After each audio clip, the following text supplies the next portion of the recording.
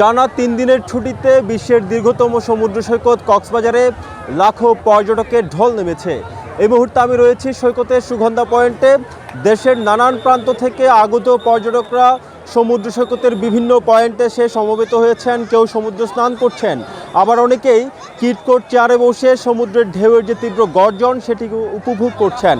গতকাল ছিল বড়দিন উপলক্ষে সরকারি শুক্রবার মিলিয়ে সাপ্তাহিক 2 দিনের ছুটি, অর্থাৎ টানা 3 দিনের ছুটি মিলিয়ে দেশের নানান প্রান্ত থেকে পর্যটকরা কক্সবাজার সমুদ্র সৈকতে ভ্রমণ করার জন্য এসেছেন। এই মুহূর্তে সুগন্ধা পয়েন্টে রয়েছি। এই সুগন্ধা পয়েন্ট থেকে যতদূর চোখ যায় শুধু মানুষ আর মানুষই আমরা দেখতে পাচ্ছি। কলাতলি পয়েন্ট, সিন point, seagull point, Laboni point সহ সবকটি পয়েন্ট কিন্তু এই মুহূর্তে পর্যটকদের পদচারণায় একেবারে কানায় কানায় পূর্ণ হয়ে গেছে। কক্সবাজারে আগত পর্যটকরা সমুদ্র সৈকতের সকল পয়েন্ট ছাড়াও বিভিন্ন জায়গায় তারা আসলে ছুটে যাচ্ছেন। ইরানি পাথরি বিচ, হিমচড়ি ঝর্ণা এবং মেরিন ড্রাইভ সড়কেও পর্যটকরা ছুটে যাচ্ছেন। আগত পর্যটকদেরকে নিরাপত্তা দেওয়ার জন্য এখানে ট্যুরিস্ট পুলিশ নিশ্চিদ্র নিরাপত্তা ব্যবস্থা গড়ে তুলেছে বলে তারা আমাদেরকে জানিয়েছেন।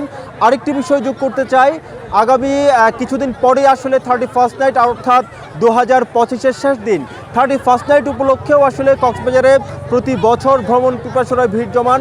এই বছরও 31st নাইটে বিপুল সংখ্যক পর্যটক দেশের নানান প্রান্ত থেকে কক্সবাজারে আসবেন বলে এখানকার সংশ্লিষ্ট ব্যবসায়ী যারা রয়েছেন তারা প্রত্যাশা করছেন। কক্সবাজার থেকে এটুকুই ছিল এখানকার পর্যটক আগমনের সবশেষ খবর।